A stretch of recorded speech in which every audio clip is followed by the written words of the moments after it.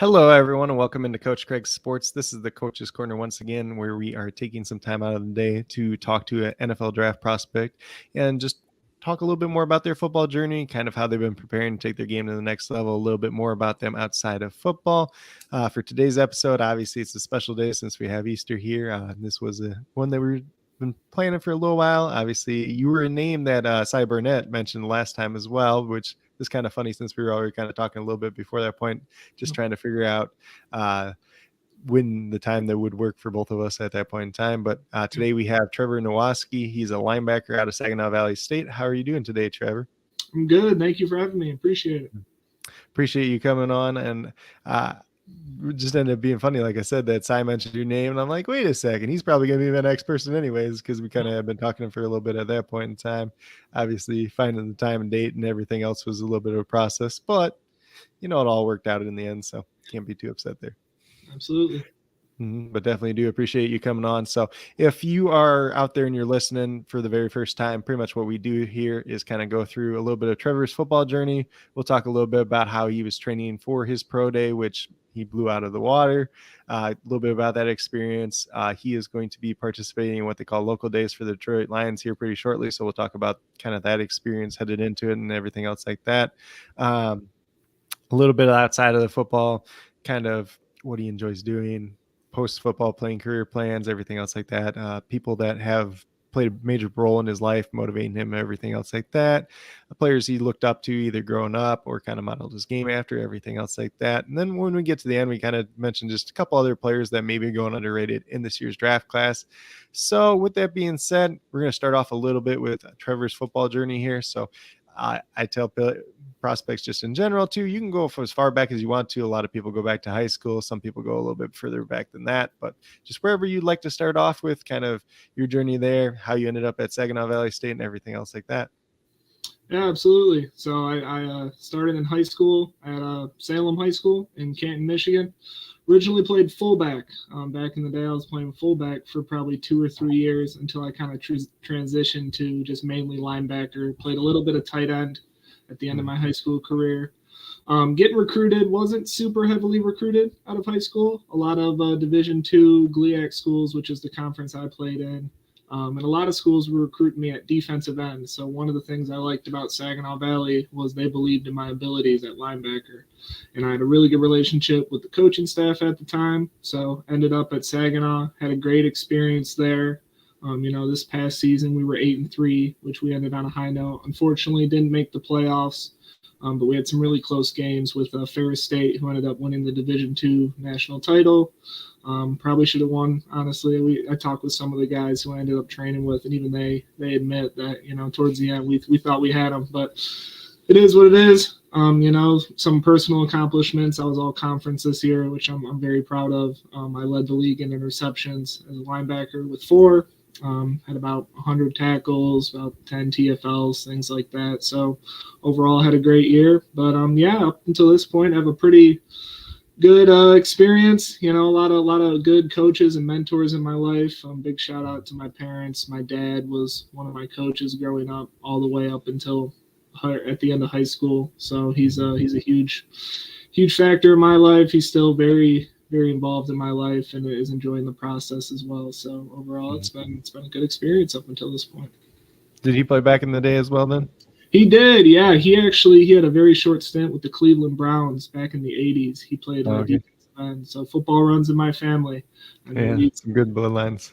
Yeah, seriously. If I'm not playing football, we're watching football, and it's always football around here. So it's like you said, it's in the blood for sure. Mm-hmm. So I guess so you said mainly at Saginaw just because you got the opportunity to play linebacker, where other schools were kind of more looking so at defensive end for you, correct? Yep. Yes, sir. So that was kind of the major selling point, and then you said you had a good connection with the coaching staff and everything too. Yeah. So I went through 2 coaching changes at Saginaw. And I went through multiple linebacker coaches. At the end, I probably had, I think, 4 or 5. But yeah, all of them, it's one of those things you kind of just deal with it. It's adversity. I think it's a good selling point to, some of the pro teams when they talk about adversity and whatnot. I'm able to adapt to really any scheme, any coaching style, because I've been through it. I've been through multiple different head coaches, position coaches, trainers, strength staff, you name it. There was just a period where there was multiple people coming in. So I've had that ability to kind of build relationships with them, and kind of with my productivity, been able to adapt and thrive in no matter the situation. Mm-hmm. So, and probably even during that time, you've been exposed to so many different people, so you probably picked up little things from each person too at the same time. Oh, absolutely. Yeah. Many different coaching styles and whatnot, and a lot of valuable information, like you said, that I've been able to kind of tweak my game, or, like you said, take a point or two and kind of mold it into how I play. So absolutely. Mm-hmm. And I think too, your story is just interesting, because I have a lot of guys on here that, especially nowadays with like the transfer portal and everything, guys moving and bouncing around. So like just kind of staying at one school. Did you ever have any like thoughts of leaving, or like you trying to bounce up to the next level? So after my junior year, I had a pretty successful year, pretty similar, and I had thoughts of it. But when it came to, I kind of wanted to leave my mark at Saginaw, and I felt like we had something special brewing. And like I said, we had a pretty successful year. Unfortunately, didn't make the playoffs. If we would, I thought we would have been able to make a run. But, I felt like we were bringing a lot of core guys back. I thought we were going to be able to do something. And I feel like at Saginaw, especially in Michigan, Division II, we don't have FCS football in Michigan. So, I would say the competition level is pretty similar to about Division I FCS. When people talk about the GLIAC, there's a lot of guys, probably I'd say maybe 10 that are in the NFL just from the GLIAC alone. So you can make it from Division II at the GLIAC. So I think it's pretty competitive. And where I would have transferred, who knows? I, like you said, had I thought about it, yes. Did I end up entering the transfer portal? No. So I never got that, where I possibly would have ended up. But yeah, it was definitely in my mind for a little bit, but I had a good relationship with the coaches, and like I said, I felt like coming back was the best decision for me. So that's definitely understandable. So I was just looking back too. Did you have another year of eligibility remaining as well? I did not. No. Oh, you did not? Okay. I was just seeing 5 at first, because I was just COVID throws everything off nowadays. So, right. Seriously. Yeah, so it's just like I exhausted all my years, so this was my last year. I didn't have no option to come back. Yeah. It's always interesting to try to keep up on everybody nowadays, especially. It'll be nice once the extra COVID years kind of go. Absolutely, yeah. Once you kind of figure out where everyone's at, yeah, because like you said, you can't tell anymore with someone's medical, just a normal red shirt, all those things. You can have people in there for 6 or 7 years. Yeah, there's so many different factors, especially nowadays. You can get upwards of 7. So yeah, seriously. But yeah, so I think even with that too, mainly just getting over to the kind of like training for like your pro day, obviously, which you were able to have at Saginaw Valley State, which is kind of an extra benefit for you, because it's your kind of home place. And a lot of guys that I talked to that have been D2, you kind of have to go out of your way to try to get in somewhere else. Yep.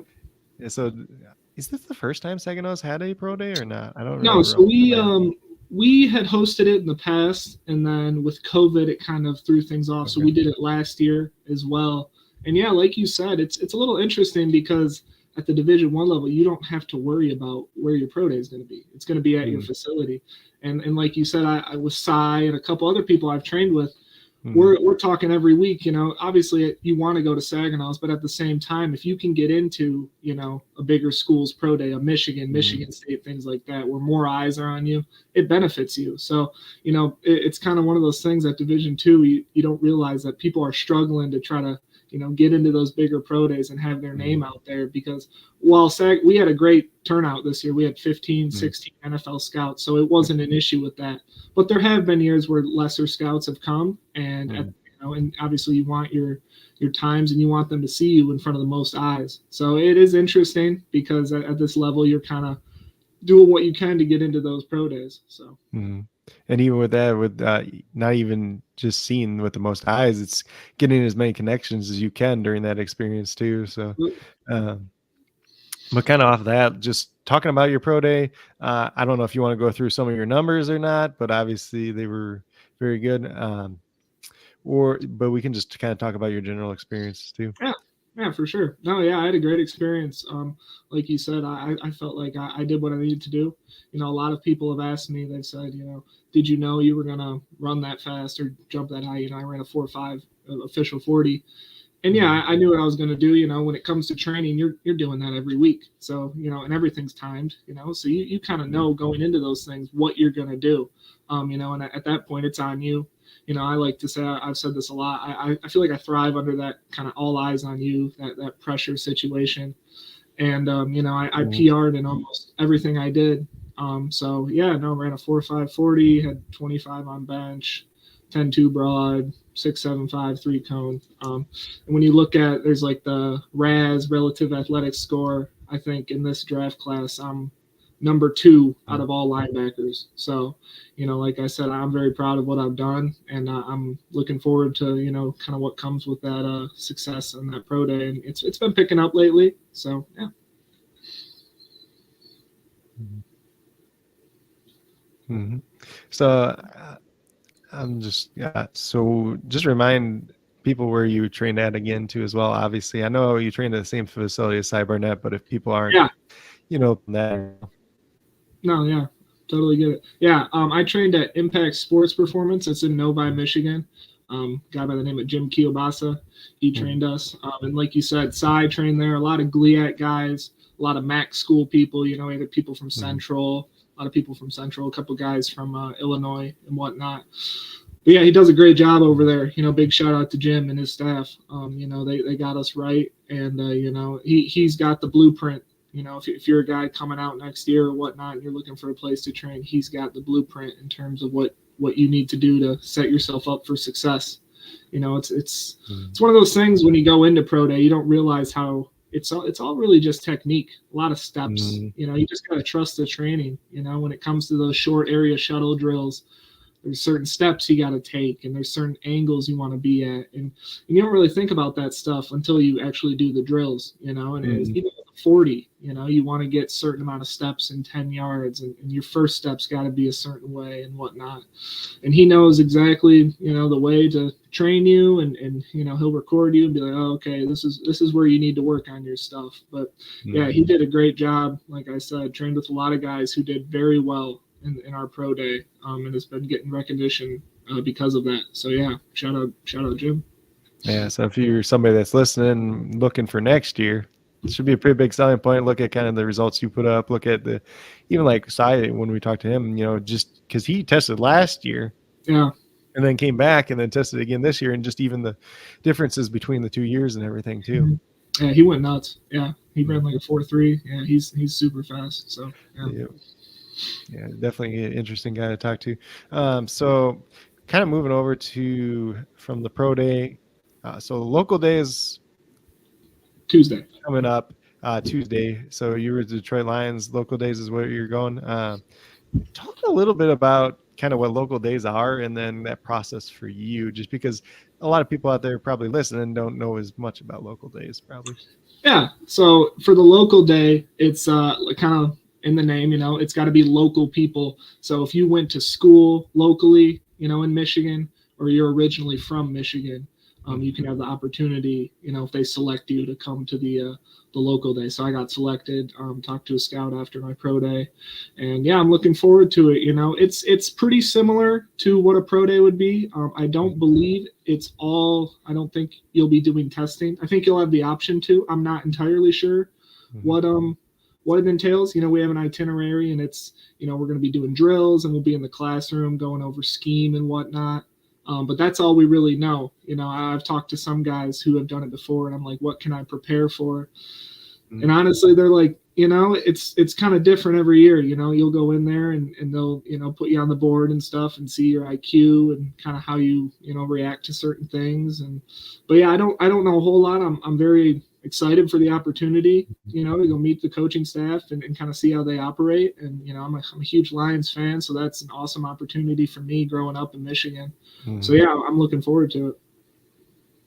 Oh, for sure. And just getting that opportunity to make some extra connections too, whether it's there or, if there's a prospect that's there alongside you that ends up somewhere else that says, hey, this guy over here, you guys still need a linebacker. Yep. It's, Absolutely. there's so much connection game in all of this that people don't really realize at the same Yeah. time. Yep. Yeah. I'm kind of learning that myself, Mm-hmm. just making connections and, talking to scouts and you never know who they might, they, like you said, they might recommend, hey, we're not looking at this guy because he doesn't really fit our scheme, but I think he'd fit, Mm-hmm. scouts know each other and whatnot. And you never know. It can't hurt to build more connections. Right. So, Yeah. Or like even just, like the preseason, you become friends with some guy that's a safety, and then all of a sudden their linebacker goes down in the first preseason game and they're like, hey, we just need like a body or something, and then you get an yep, opportunity or whatever. So there's lots of different ways, or you never know really. you There's so never much know. stuff that could happen. You never know. Um, so is there anything specifically you're doing to train for the local days at this point in time? So, we've kind of trained. I'm still training at the same place I trained at my pro day. And from this point, obviously after the pro day, you're kind of switching your mind from training for the testing, the combine stuff, to now you're just trying to stay in football shape. So we're doing a lot more football drills as of lately, just kind of building up total strength and endurance and whatnot. You're not just testing those specific drills that you would do at the pro day. Not saying we won't do those, but as of right now, it's looking more like position specific drills and whatnot. So we'll see. Yeah. Let's see. I'm trying to remember where I'm at now.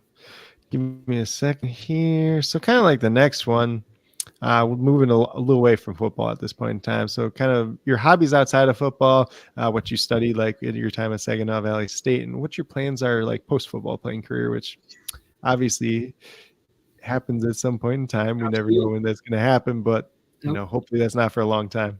Yeah, exactly. So hobbies outside of football, everyone keeps when I talk to scouts and whatnot, they're asking me this, and kind of like I said earlier, it's difficult because like as cliche as it is, like my life is football. You know what I mean? Like we're not playing it, we're watching it. I'm always, if I'm on Twitter reading some stuff, especially of lately, I enjoy weightlifting. I feel like, I've really adapted a love for that. Just kind of being in college football, coming into college, I was like 200 pounds, super skinny, and I've kind of built up, to like 240, and I would say I'm pretty strong. So I've kind of fell in love with that. Even outside of football, I like staying in shape. I like just kind of that health. I'm very health conscious now and very kind of on that kind of grind as of lately. In terms of school, I got my bachelor's in finance, and I'm currently getting my master's in business administration. So I'll finish that up here in April, right before the draft, actually. So I'm excited for these next couple weeks. So I'm looking forward to that. And then in terms of things I want to do after football, like you said, you got to have a plan because it ends for everyone, especially, the average lifespan of a NFL player is like a little less than 3 years, I believe. So, like you said, it ends eventually. Time will come. And, I think with my finance degree, possibly something along the lines of like a financial advisor, or even, I don't know, I'm kind of, now I'm going through the process of dealing with agents and whatnot. And who knows, maybe, staying along the lines of being in the sport and also kind of using my business degree, maybe being an agent. You never know. So kind of those two things I've kind of played around with. And like you said, we'll see when the time comes. Have you ever thought about coaching like your dad did? I think, yeah, I don't think I think if I had a son or something along those lines, I could possibly get into it. I don't know about full time. I've thought about it for sure, but you never know. I mean, I guess I'd have to balance that depending on my situation at the time, if I had a family or not. Maybe while I don't, possibly. Like you said, I'd love to stay around the sport as long as I can. Because football is my life. So you never know. I'm leaving all doors open in terms of that. So we'll see. Oh, for sure. A lot of different options that are available out there too, especially, even when you just have like a business degree, especially an MBA as well. So yeah, a lot of different possibilities. Absolutely. So let's see. So just kind of who or what motivates you? I know like you've obviously talked a lot about the like strong connection to your dad and like your family and stuff too. So maybe if there's somebody outside of your family that's kind of motivated you like along the way, maybe a coach that really stood out to you or anything else like that too. Obviously you can still talk more about your family and everything else like that. Oh, for sure. Yeah. Like you said, parents for sure. They've been very successful in their lives, and kind of seeing that and what it takes to get to that point is very motivating. I've also, like you said, had good mentors and coaches throughout my life.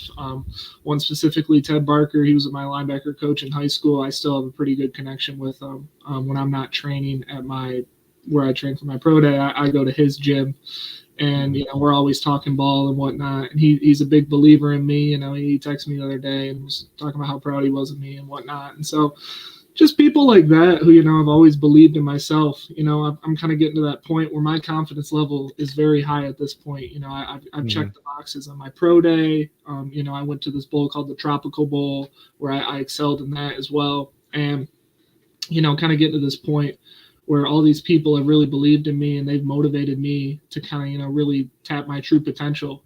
Outside of external factors, I'm very internally motivated. I feel like I'm always trying to self-improve myself. I'm constantly trying to grow as a person. I honestly, one thing that just motivates me is not failing. I constantly am trying to get better. I don't want to fail, as once again, as cliche as that is. But I'm always trying to find different ways to better myself, whether that's, like I said earlier, eating better, going to sleep earlier, doing little things. As I've gotten a little more mature in my football career, I've kind of seen those things kind of compound into, bigger results. So now that I've kind of seen the results through my career, through production, and kind of gotten to the point where I'm at, I've realized that, when I can do those little things, it obviously transpires into bigger things. So huge self-motivator. I don't need a lot of external things, but obviously I've had a lot of people in my life, backing me, which I'm very blessed for. So, a lot of combination of external and internal motivators for sure. That's all pretty good. And like, even when you just kind of, there's a lot of reminiscent, like when I had my interview with Cy, that like you guys seem a lot alike, where you really good at motivating yourself and just like being out there and performing. Like even when you were talking about performing under pressure, I'm just like going back, I'm like, this is almost like hearing the same thing again.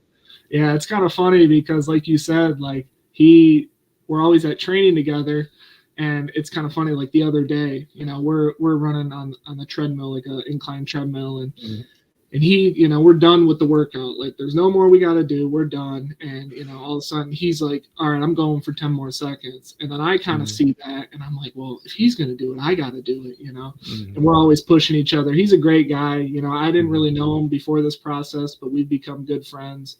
And, it's great to have a guy who trains with like that. 'Cause like you said, very similar mindsets. He's going to be very successful wherever he ends up.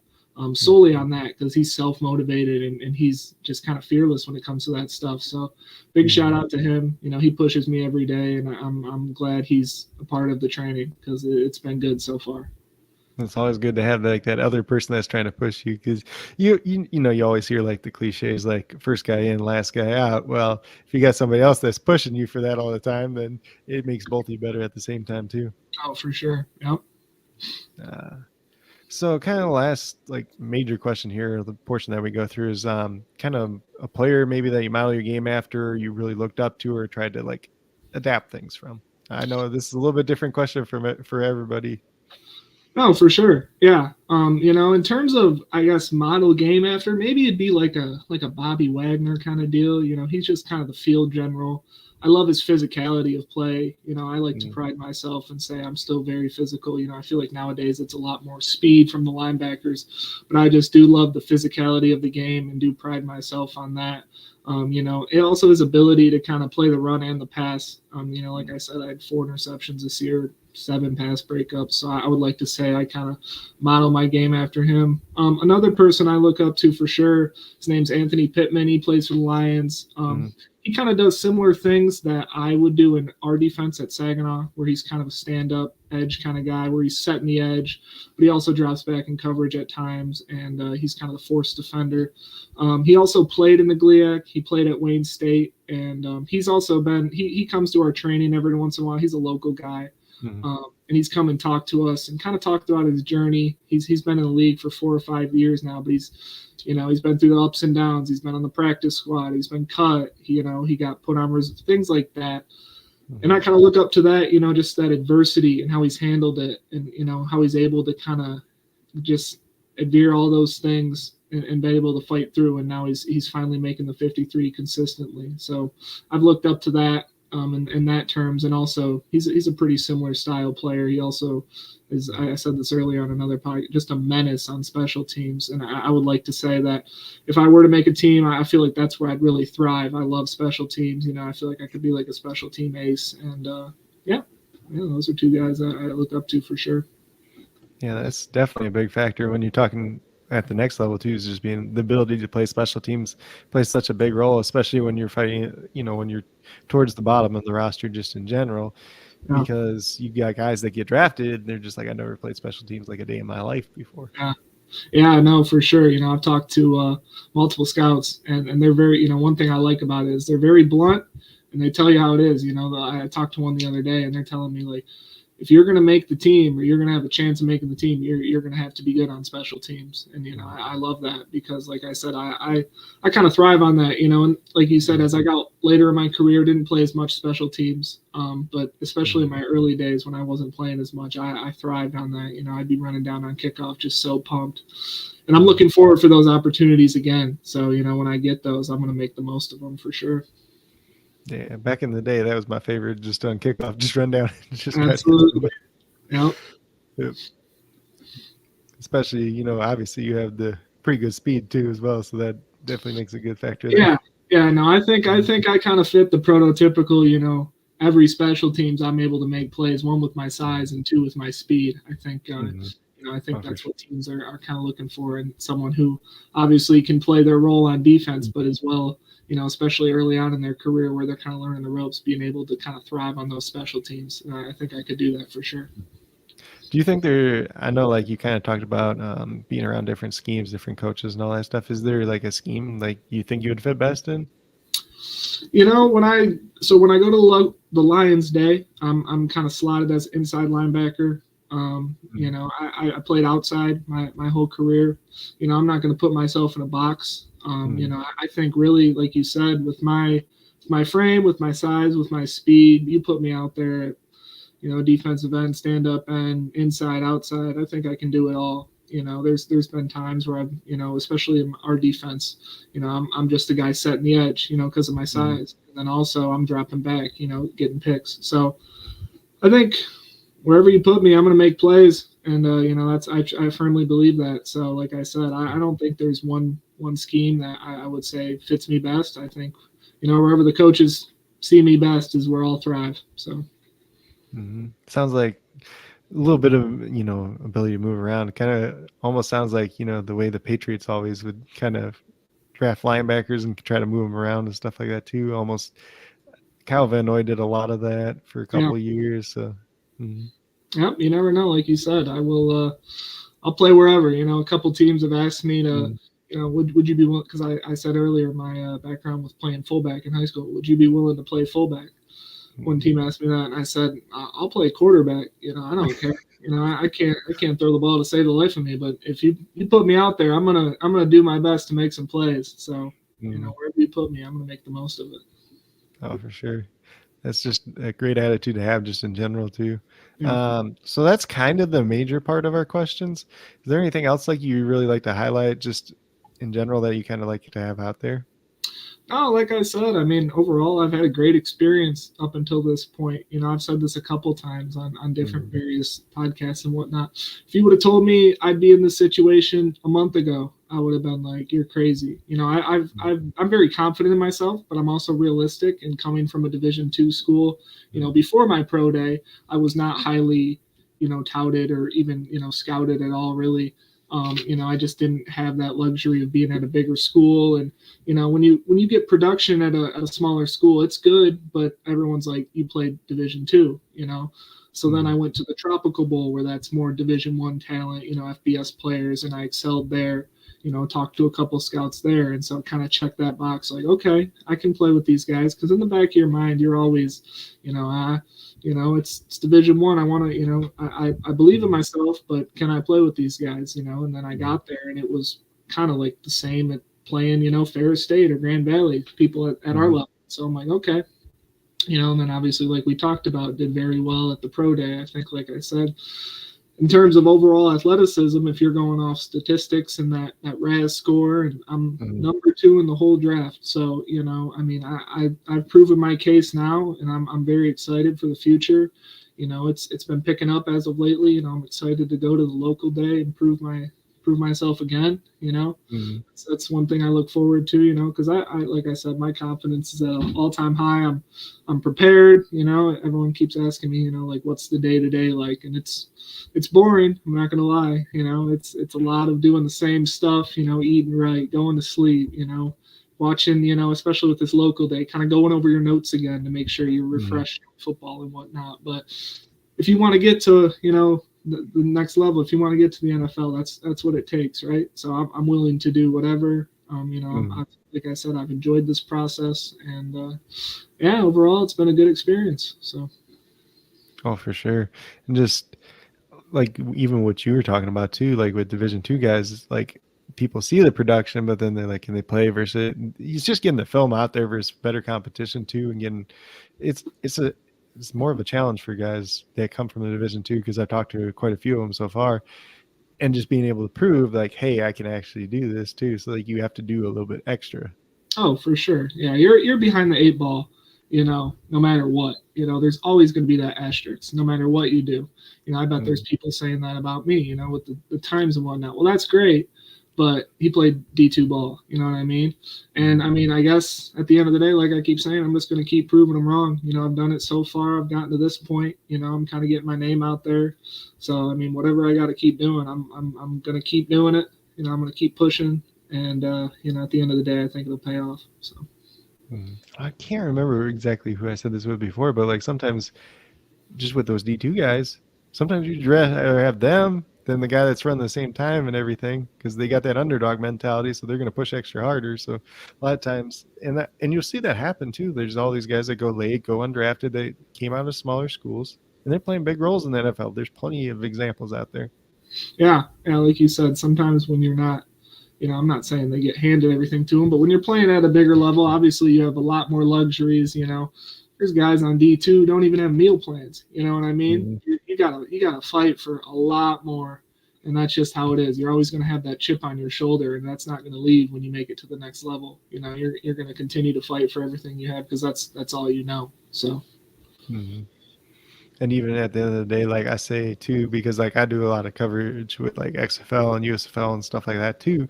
So when I talk to even guys that are playing D2, even if it's not the NFL, there's so many leagues and opportunities out there now to get more film out there, prove yourself. And if you want it bad enough, if you're committed enough, you're going to make your mark eventually. Exactly. If you can play, you can play. End of story. You know what I mean? Like you said, it might take, your journey might be a little different than others, but at the end of the day, if you can play and you get it on tape, like you'll find a spot somewhere for sure. There's so many leagues and avenues now to get your name out there. If you can play, you can play. Yeah, it's just crazy how many there are now, because you look at USFL, XFL, CFL, IFL, they got European football now, even the fan control league that's out there, which, that's a little lesser, but there's guys out there that came out and played and doing all right in the XFL too. So exactly. But definitely a lot of opportunities out there for somebody to continue playing one way or another. But, obviously everybody hopes it's at the NFL level. Hopefully for your case, it's at the NFL level as well. Thank you. Appreciate it. And definitely interesting. You're just that interesting prospect, especially when you talk about like your size and the testing at the same time. We don't see a lot of linebackers like that nowadays, where they're bigger and they have the good testing too. So it's definitely an added plus. So you're going to check somebody's boxes, it seems like. Yeah. Like I said, it's been picking up as of lately. Definitely, I had more conversations with scouts lately. I had a Zoom interview yesterday with a couple scouts, and it's been picking up for sure. I'm looking forward to the future, and I think, like you said, I think with what I've done so far, there's enough film out there. I've proven it. I have the production, I have the numbers. So now it just is a matter of where I fit best, and we'll see soon enough where that is. Have you done any 30 visits at all? I have not. No, not at the moment. Yeah, I know sometimes it gets tricky asking about like specifics of that, but usually people can at least say, "Hey, if I've done it or not," So yeah, no, not at the moment. We'll see. Hopefully, hopefully a couple of those come in, relatively soon, just because, everybody's kind of done with their pro days now. So like teams are kind of going through and picking who they want to talk to more and everything else like that, which I assume you probably had more contact with teams recently, I would assume too. Oh yeah. Yep. Yeah. Like I said, it's after my pro day, it's picked up for sure. And this like you said, now that the pro days are over, it's ramped up a lot. So I'm excited. I'm excited for the future for sure. And the biggest thing now is just kind of like this last month, like you're still doing all your training and everything else like that. You're doing, you're talking to teams and everything else like that. But like like a month from now, it's gonna be real nice where you kind of know where you're gonna be at. Yeah. The unknown is obviously a little stressful. But we're taking it a day at a time, and we'll see soon enough, like I've said. So yeah, it's been good. Yeah. So definitely do wish you the best, and wherever you end up, hopefully it's somewhere that you can be really successful too as well. Yeah, thank you. I appreciate that. So kind of last thing I asked too is just kind of like a couple other players that are kind of going under the radar in this year's draft class. If you want to talk about some maybe in the future, they can be people you played with, people you played against. It could be somebody from down at the Tropical Bowl. It could be just somebody you train with, somebody in general. So just kind of any names that you'd like to throw out there so we get them a little bit of recognition. If it's somebody I haven't already talked to, then obviously I reach out to them too as well and see if we can get them on to talk to as well. Yeah. So one person I'd like to shout out is my teammate Nick Whiteside. I played with him. He's a corner, two-time All-American.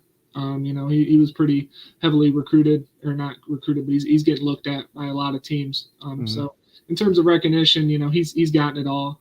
By far the best corner in the league. Great person. One of my good friends and great teammates. I believe he's also going to local day, so I'm looking forward to seeing him there.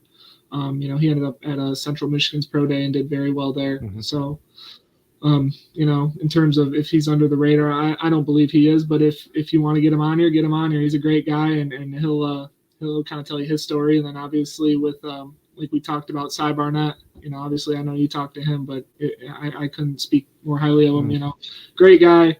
In terms of when it comes to testing, he blew it out of the water, so, obviously he deserves a little more recognition too. It just at that Division II level, sometimes those guys don't get the knock. So, like I said, Nick Whiteside and Cy Barnett are two guys I would definitely, if you're a team out there looking for somebody, a corner or a wide receiver, those are two guys for sure. Yeah, I bring up Nick's testing numbers too, because I was just trying to look at it again too. It looks like he didn't end up running the 40 because of a foot or something. Did he get banged up in it maybe? I'm not entirely sure on that. I'm pretty sure he's good now. He's very healthy, and I'm not entirely sure. You'd have to ask him on that. But you never know. You could have just maybe was acting up when he did the other test, and then he skipped the 40 or something. Who knows? Because it's got most of the rest there, which looks pretty good. Yeah, exactly. So like I said, he's a great guy and great corner. But like I said, two-time All-American. Should have been Defensive Player of the Year this year. So he's a great player, and he'll end up somewhere. I firmly believe that. So yeah, definitely have to look a little bit more into him too as well. And that's like the biggest part about this thing too, is you can only watch so many people. I have a running spreadsheet where I put in everybody's times and stuff like that too. So I try to reach out to a lot of the ones that like stood out, like obviously yourself.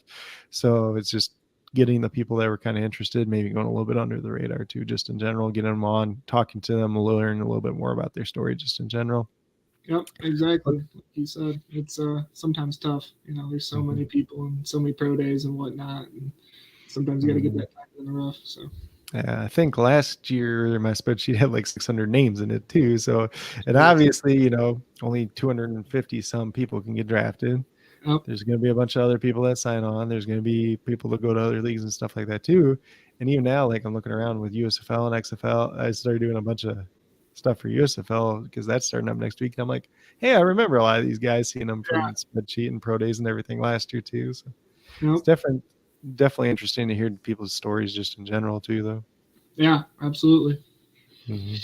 But that's pretty much what I do have at this point in time. If there's anything else you just like throw out there before we get out of here, pretty much time to do it now. Yeah, no, I appreciate that. Thank you for the time, and no questions for me. I think we kind of hit that on the nail with a lot of this stuff, and no, thank you for your time. Appreciate it. Yeah. Definitely appreciate you coming on once again, Trevor. First of all, obviously, congratulations because you had the good pro day. You're Thank getting you. all the contact. I do wish you the best with your football future. Hopefully, Tuesday goes really well for you too at local days. Definitely be an interesting experience. Oh yeah, no, it's been a great journey so far. Like you said, I'm excited for local day, and we'll see what comes of it. So and everything else. So yeah, it's been good. Yeah, hopefully a lot of good news in the near future. It's just like I said, the hardest part right now is part of the waiting game and doing everything you're supposed to be doing at the same time. Exactly. 3 weeks can't Mhm. come soon enough. I'm looking forward to Yep. it. Uh, yeah. But with that being said, going to do a little uh, pandering, I guess you call it. So if you are brand new to the channel, haven't already done so, please consider subscribing. First of all, it helps get more interviews like this out here just in general. If you enjoyed this interview, throw a thumbs up on it and everything else like that. Once again, do appreciate having Trevor on. Uh, Obviously, as we get closer to draft season, it's a little bit more difficult to get some guys on because they're busy, but some guys have more time as well. So we're going to be trying to get more up and through draft season, maybe a little bit after too, just depending on what all can happen. But do appreciate everybody that did take the time out of their day to check this out. This was Trevor Nowaske, who is a linebacker from Saginaw Valley State, an NFL 23. NFL, yeah, I don't know why I said that. 2023 NFL draft prospect. Yes, Hard sir. talking at the end here. But Thank you. Appreciate it. mm-hmm.